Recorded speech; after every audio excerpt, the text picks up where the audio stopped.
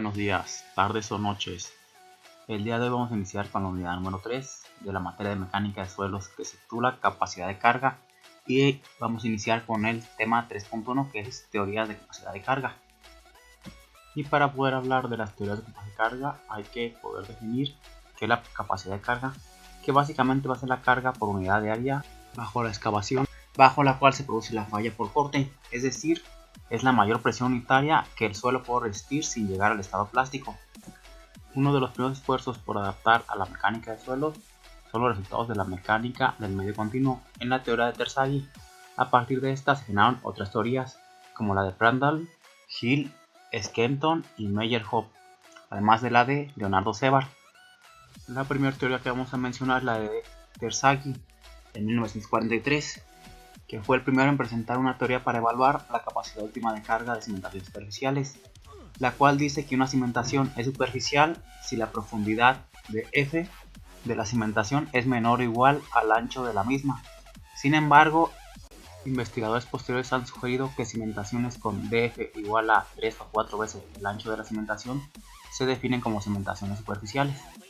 Esta teoría cubre el caso más general, se aplica a suelos con cohesión y fricción, y su impacto en la mecánica de suelos ha sido de tal trascendencia que aún hoy es posiblemente la teoría más usada para el cálculo de capacidades de carga en los proyectos prácticos, especialmente en el caso de cimentaciones poco profundas, cuya ley de resistencia al corte es la fuerza cortante tau va a ser igual al coeficiente de cohesión del terreno en cimentación más el esfuerzo cortante por la tangente del ángulo de fricción. Esto suponiendo una carga de tipo repartido uniformemente y lineal, es una zapata continua.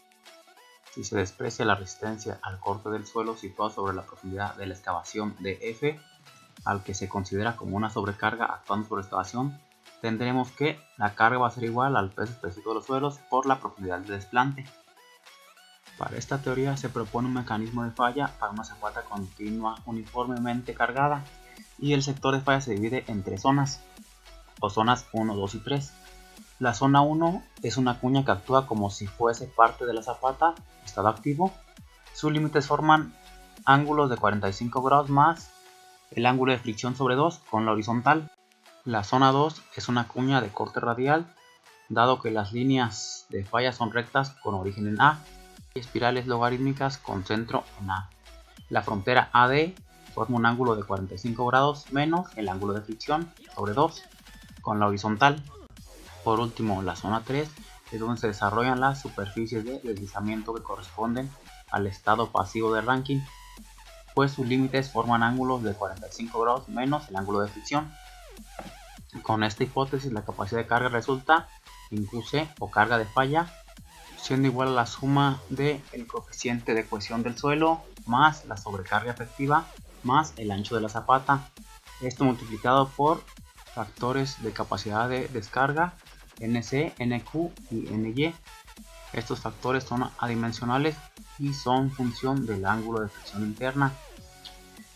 El coeficiente NC está relacionado con la cohesión del suelo, NQ con la sobrecarga y N gamma o NY con el peso específico del suelo de las zonas 2 y 3.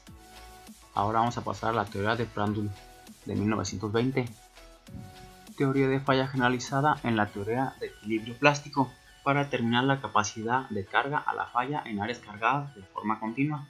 Esta teoría fue desarrollada para metales, material con cohesión y ángulo de fricción interna, pero sin masa, basada en la teoría de Moore-Coulomb.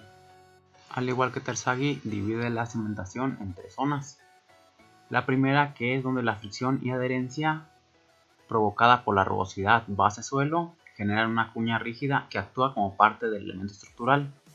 La zona 2 o zona plastificada por corte radial, que tiene forma de curva de espiral. Y la zona 3 o zona plastificada empujada hacia arriba por el empuje pasivo provocado por la zona 2.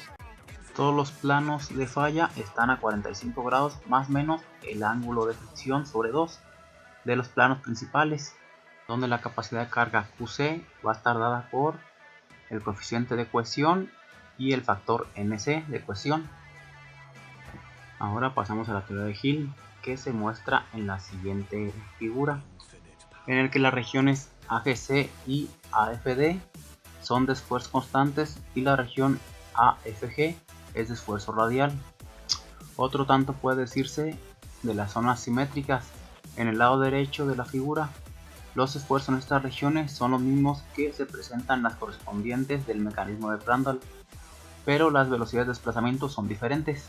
Suponiendo también el elemento rígido dependiente con velocidad unitaria, puede mostrarse que la sombra ACG debe desplazarse como cuerpo rígido con una velocidad v cuadrada en la dirección de CG. Analógicamente, los puntos de la región AFD se mueven con la misma velocidad v sobre 2 en la dirección FD.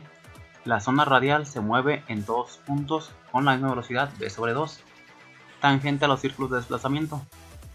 Con base en su mecanismo de falla, Hill pudo también calcular la presión límite que el elemento rígido puede transmitir sin mezclarse en el medio, obteniendo el mismo valor que proporciona la solución de Prandtl. Por otra parte, en la teoría de Skempton, propone adoptar para la capacidad de carga en suelos puramente cohesivos una expresión de forma totalmente análoga a la de Terzaghi, según la cual la capacidad de carga se va a calcular con respecto al coeficiente de cohesión y al peso específico por la profundidad de excavación. La diferencia estriba en que ahora NC ya no vale siempre 5.7, sino que varía con la relación D sobre B, en donde D es la profundidad de entrada del cimiento en el suelo resistente y B es el ancho del mismo elemento. En la figura podemos observar los valores obtenidos por Skempton para NC en el caso de cimientos largos y de cimientos cuadrados circulares. Como una opción más tenemos la teoría de Meyerhoff. En esa teoría y en caso de cimientos largos se supone que la superficie de desplazamiento con la que falla el cimiento tiene la forma que se muestra en la imagen. Según Meyerhoff, la cuña ABB' es una zona de esfuerzos uniformes para la que se puede considerar en estado activo de Rankine. La cuña ABC, limitada por un arco de espiral logarítmica, es una zona de esfuerzos portante radial. Y finalmente la cuña BCDE es una zona de transición en que los esfuerzos varían desde los correspondientes al estado de corte radial hasta los de una zona en estado plástico pasivo. La extensión del estado plástico en esta última zona depende de la profundidad del cimiento y de la rugosidad de la cimentación. La línea BD es llamada por Meyerhoff como la superficie libre equivalente y en ella actúan los esfuerzos normales P0 y tangenciales S0, correspondientes al efecto del material contenido en la cuña BDE. Y por último, para conocer su capacidad de carga, al igual que en la primera ecuación de Terzaghi, tenemos los factores dimensionales NC, NQ y N gamma, y los coeficientes de cohesión, el esfuerzo normal P0 y el peso específico del material por la ancho de la cimentación. Por último tenemos la teoría de Leonardo-Sebar, que es aplicable cuando se tiene una cimentación piloteada con pilotes de punta, alojada dentro de una cierta estratigrafía que contenga un manto compresible. Si dicho manto tiende a disminuir de espesor por algún proceso de consolidación inducido, se está generando un problema muy común denominado fricción negativa. Al permanecer fijos los pilotes, el suelo que se consolida tiende a bajar, induciendo esfuerzos de fricción que sobrecargan los pilotes para colapsarse en el material circunvecino a los mismos. Si estas sobrecargas no han sido tomadas en cuenta en diseño, se puede llegar a producir un colapso de los pilotes por penetración en el estrato resistente. Y es con esa teoría del Dr. Leonardo-Sebar que concluimos el primer tema de la unidad 3, que fueron las teorías de capacidad de carga. Nos vemos en el siguiente video. Hasta la próxima.